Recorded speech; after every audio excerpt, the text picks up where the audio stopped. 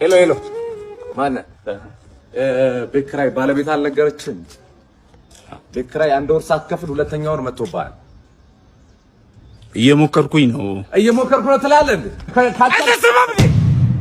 እየሞከርኩኝ ነው።